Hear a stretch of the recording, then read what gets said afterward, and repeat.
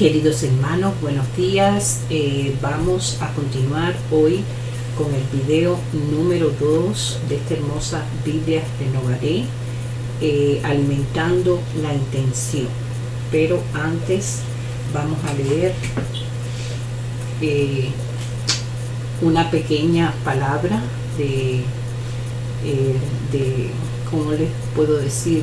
De arrepentimiento, de perdón, preparando el camino para nuestro Señor. De rodillas. Dios resiste a los soberbios y da gracia a los humildes. Santiago 4:6. Una pequeña catedral en las afueras de Belén marca el sitio que dice que es el lugar del nacimiento de Jesús en la iglesia. Detrás de un elevado hay una cueva muy pequeña, caverna alumbrada por lámparas de plata. Uno puede entrar al edificio principal y admirar la antigua iglesia. Puedes también entrar en la silenciosa cueva donde una estrella grabada en el suelo reconoce el nacimiento del rey. Existe, sin embargo, una regla. Es necesario agacharse. La puerta es tan baja que no es posible entrar erguido. Lo mismo es cierto con respecto a Cristo. Es posible ver el mundo en posición erguida, pero para contemplar al Salvador es necesario arrodillarse. Amén. Para ti, mi Señor. Alimentando la intención. Dios no solo originó la Biblia por medio de autores humanos, permanece con ella siempre. Es el libro de Dios. No pertenece a nadie más que a Dios. Es el amoroso corazón de Dios hecho visible y sencillo. Y recibir este mensaje de exquisito amor es el gran privilegio de todos aquellos que anhelan la vida con Dios. Leer, estudiar, memorizar y meditar sobre la Biblia siempre ha sido el fundamento de las disciplinas cristianas. Todas las disciplinas parten de la Biblia. Nuestra práctica de las disciplinas espirituales se mantiene en su curso cuando estamos inmersos en las Escrituras. Y así es. Según llegamos a ver que esta lectura, estudio, memorización y meditación están totalmente al servicio de la vida que realmente es vida, la vida eterna. 1 Timoteo 6:19. Anhelamos con todo nuestro corazón conocer por nosotros mismos la Biblia, la vida con Dios que Jesús trae en toda su plenitud. Y la Biblia nos ha sido dada para ayudarnos. Dios ha supervisado de tal modo las escrituras de la Biblia que ella sirve como la más confiable guía para nuestra propia formación espiritual. Pero para su autoría, así como para su presentación al mundo, Dios utiliza acción humana. Así que debemos reflexionar sobre cómo podemos nosotros acercarnos a la Biblia y también cómo podemos presentarla a las personas de una manera que no destruya el alma, sino que la induzca a la vida que es eterna. Comenzamos por abrir nuestra vida en comunidad cristiana al influjo de la vida de Dios y descubrir experimentalmente día tras día cómo permitir que Jesucristo viva en cada dimensión de nuestro ser. Podemos reunirnos regularmente en grupos de 2 o más para alentarnos a descubrir las huellas de Dios en nuestra existencia diaria y para aventurarnos con Dios en áreas donde antes hemos caminado solos o no hemos caminado. Pero el objetivo no es conformidad externa, ya sea a una doctrina o una obra, sino la reformación del yo interior, del centro espiritual. Le cede de los pensamientos y los sentimientos, la voluntad y el carácter. El salmista clama: he aquí, tú amas la verdad en lo íntimo y en lo secreto. Me has dado comprender sabiduría. Crea en mí, oh Dios, un corazón limpio y renueva un espíritu recto dentro de mí. Salmo 51, 6, 10.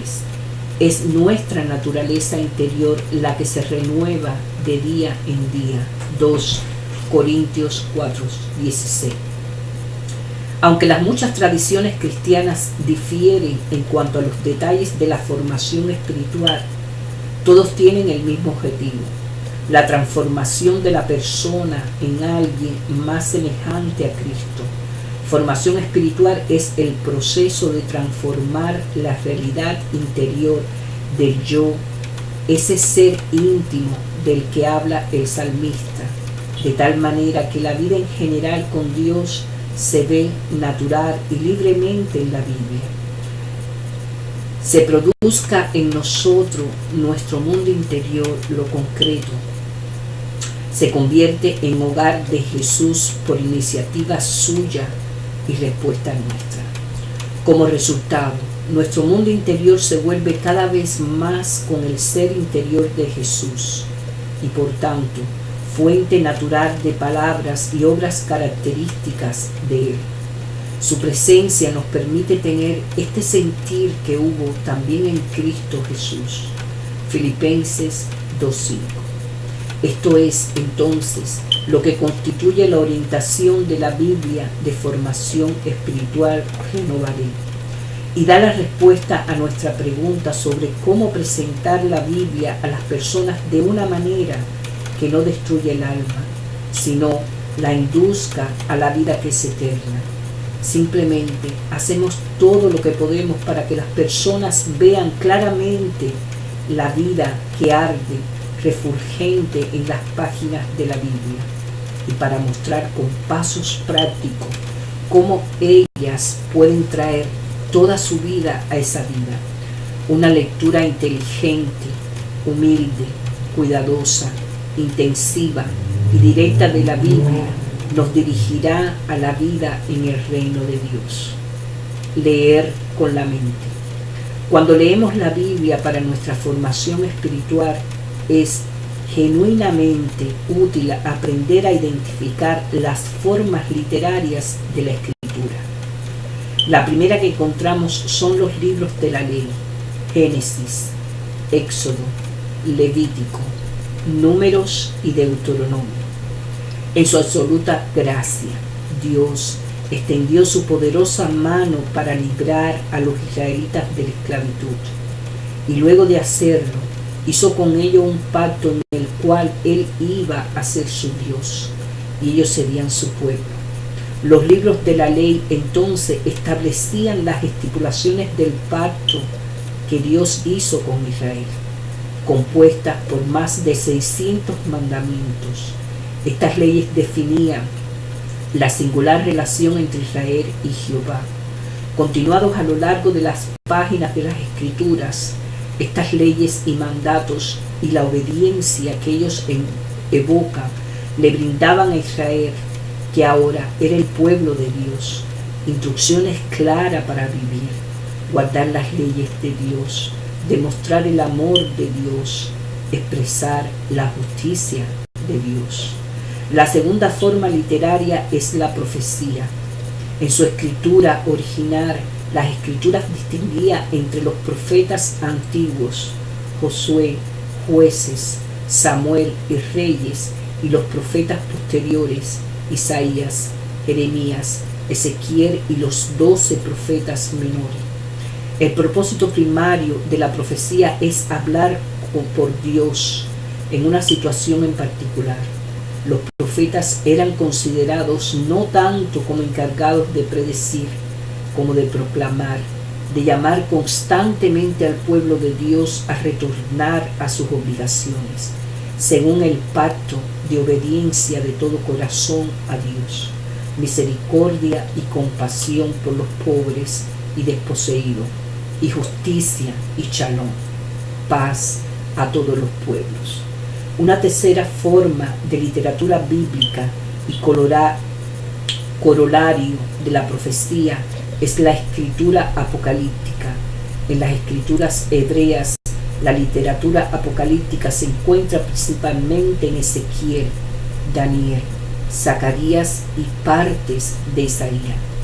En esta forma de escrito bíblico, los profetas clamaban contra el desprecio del pueblo por las estipulaciones del pacto y advertían que el resultado de su desobediencia sería ira divina y destrucción. Pero siempre los escritores apocalípticos presentaban la visión de un día futuro de esperanza y restauración, un día en que morará el lobo con el cordero y el leopardo con el cabrito se acostará, el becerro y el león y la bestia doméstica andarán juntos, y un niño lo pastoreará. Un día en que la tierra será llena de conocimiento de Jehová, como las aguas cubre el mar. Isaías 11, 6, 9. La última forma literaria de las escrituras hebreas se encuentra en los escritos, en el orden original. Estos consistían en poesía, salmos, Job y proverbios, escritos relativos a festividades, Ruth, Cantar de los Cantares, Eclesiastes, Lamentaciones y Esther, historias, Esdras, Nehemías y Crónicas. Esta literatura narrativa bosqueja el designio universal de Dios para toda la creación. La criatura enseña que el movimiento de avance de la historia es el dramático desenvolvimiento de los planes de Dios para la vida en la tierra. Y estos relatos muestran la manera en que Dios crea y llama a un pueblo a experimentar la vida en el reino de Dios. A continuación, encontramos la literatura deuterocanónica, un conjunto de escritos que cubren el periodo entre nuestro Antiguo y Nuevo Testamento. La mayor parte de la Iglesia, a lo largo de la gran parte de la historia, ha aceptado los libros deuterocanónicos como escrituras. Aunque los protestantes no les conocen a estos libros la misma autoridad, ellos cubren un importante periodo del desarrollo histórico y espiritual de Israel y contienen mucha información útil para la formación espiritual. Las personas con las que Jesús se encontró y a las que enseñó en muchos sentidos habían sido formadas espiritualmente por estos escritos. Además, los deuterocanónicos pueden tener para nosotros una utilidad muy similar a la que les otorgamos a los buenos sermones y escritos devocionales. Contienen historias, Judith, Macabeos 1 y 2, Esdras, escritos de sabiduría de Salomón, Sirach, y obras de reflexión teológica e instrucción moral, Tobías, Baruch, la epístola de Jeremías. Cuando pasamos al Nuevo Testamento, encontramos antes que nada las majestuosas enseñanzas de Jesús en los evangelios. Aquí, la brillantez de las palabras y las acciones de Jesús nos catapultan a esa vida que es verdaderamente vida y vida en abundancia. Juan 10:10. Por medio del uso dinámico de las parábolas, sermones y proverbios, aprendemos profunda y plenamente qué significa vivir con Dios. Aún más, al venir Él mismo como Señor encarnado, Jesús nos abre de par en par las puertas a la vida con Dios, una vida que es en y a través de Él, quien es el camino, la verdad y la vida. Juan 14:6. Después de los evangelios vino el libro de los Hechos, que es la continuación de los hechos y enseñanzas de Jesús a través del Espíritu Santo. Hechos 1:1. Este libro presenta en forma destacada la gran variedad de la experiencia cristiana, desde hablar en lenguas y el bautismo de fuego al análisis lógico y el debate filosófico. Hechos 2:1, 13, 17, 16, 34. Vemos el dramático desenvolvimiento de la vida con Dios, las sanidades, el evangelismo y los encuentros con demonios que nos dejan sin hablar, la infinita variedad de formas en que Dios llama a su pueblo a la vida con Él, y mucho, mucho más. Todo esto, recordemos, es por el dinámico poder del Espíritu Santo. Después del drama histórico del libro de los Hechos, la enseñanza teológica del Nuevo Testamento es capturada en las diversas epístolas escritas por Pablo y otros. Aquí aprendemos cómo el pueblo de Dios, disperso en diversos entornos locales, vive en el reino de Dios y transformado por su poder. Obedece sus mandamientos. Estas epístolas nos brindan la sabiduría práctica necesaria para la vida con Dios. La Biblia concluye con el libro de Apocalipsis. Este drama palpitante nos devuelve al estilo dramático de la profecía apocalíptica. El choque cataclismático entre Dios y Satanás, entre el bien y el mal, llega a un clímax febril cuando el gran plan de Satanás para destruir a Cristo es frustrado. Apocalipsis 12, 18. A medida que el drama avanza hacia su gloriosa conclusión, el nuevo cielo y la nueva tierra, se levanta la intención principal del Dios, establecer una relación eterna con nosotros.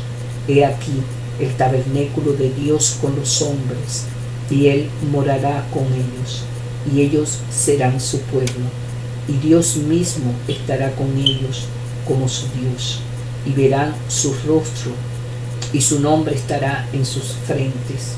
No hallará allí más noche, y no tienen necesidad de luz de lámpara, ni de luz de sol, porque Dios el Señor los iluminará y reinará por los siglos de los siglos. Apocalipsis 21, 3, 22, 4, 5. Leer con entendimiento. Cuando tratamos de descubrir la vida con Dios, es útil leer la Biblia de 4 maneras distintas. Primero, leemos la Biblia literalmente, de tapa a tapa, para internalizar su mensaje vivificante. Al leer toda la Escritura, comenzamos a captar la fuerza y el poder de la vida con Dios. Entramos en la dinámica original y el drama de la Escritura. Sentimos la lucha interior de Abraham cuando debe ofrecer al hijo de la promesa. Nos quedamos perplejos ante las tragedias de la vida con Job. Nos gozamos con Moisés por la liberación de Israel de la esclavitud. Lloramos con Jeremías a los muertos de la hija de mi pueblo. 9:1. Nos inclinamos maravillados junto con María ante la promesa mesiánica. Segundo, leemos la Biblia en contexto. Esto significa permitir que la forma en que el autor presentó originalmente la vida con Dios sea la pauta para entender nuestra vida con Dios hoy. Leemos una firme determinación de descubrir la intención del autor original y luego permitimos que esa intención controle nuestra comprensión del pasaje. Esto nos ayuda a captar la forma en que Dios continúa moldeando la vida humana hoy. Tercero, leemos la Biblia en conversación con ella misma. En otras palabras, tratamos de comprender cómo la totalidad de las Escrituras da estructura y significado a cada una de sus partes. La evolución del drama de las Escrituras nos plantea, con frecuencia, preguntas inquietantes que solo se resuelven cuando los pasajes más oscuros y difíciles son vistos a la luz de pasajes más claros y directos. En la interpretación bíblica, los pasajes sistemáticos interpretan pasajes incidentales, los pasajes universales interpretan los locales y los pasajes didácticos interpretan pasajes simbólicos. De esta forma, toda la Biblia nos guía a una mejor comprensión de sus partes particulares. Cuarto, los cristianos leen la Biblia en conversación con el testimonio histórico del pueblo de Dios. La iglesia aprendió de la sinagoga, que es la comunidad la que lee la Biblia. Esto, en parte, es lo que nos referimos cuando hablamos de la comunión de los santos. Los cristianos de todos los siglos nos ayudan a comprender la naturaleza de la vida con Dios y brindan información y discernimiento que enriquecen nuestra vida espiritual. Así, leemos la Biblia en conversación con Orígenes y Jerónimo, Agustín de Hipona e Hildegardo de Bingen, Juan Crisóstomo y Juan Calvino, Martín Lutero y Richard Baxter, Richard Nietzsche y Sundar Singh, y muchos otros, entre ellos los sabios y maduros intérpretes de la Biblia en la época actual. Esta lectura colectiva de la Biblia ilumina para nosotros las multifacéticas formas en que el principio Emmanuel se experimenta en la vida común. Leer con el corazón. Finalmente, cuando nos acercamos a la Biblia, es útil aminorar el paso, respirar profundamente y leer con el corazón. Ahora bien, esta forma de leer con el corazón el texto sagrado tiene una historia extensa y honrosa entre el pueblo de Dios. Hasta tiene un nombre: Lectio Divina, lectura espiritual. ¿Qué significa la Lectio Divina? Bien, significa escuchar el texto de las Escrituras, prestar atención de verdad, escuchar rendidos y quietos. Significa rendirse ante el texto de la Escritura y permitir que su mensaje fluya hacia nosotros en lugar de intentar controlarlo. Significa reflexionar sobre el texto de la Escritura, permitir que el drama del pasaje nos atrape totalmente alma y corazón. Significa orar el texto de la Escritura, permitir que la realidad bíblica de la vida con Dios haga surgir en nosotros el clamor de gratitud, confesión, queja o petición de nuestro corazón. Significa aplicar el texto de la Escritura viendo cómo la santa palabra de Dios nos da una palabra personal para la circunstancia de nuestra vida. Y significa obedecer el texto de la Escritura, apartarnos siempre del camino de perversidad y andar por el camino eterno. Salmo 139, 23, 24. Queridos hermanos, que la paz de Dios esté con ustedes y su espíritu. Amén.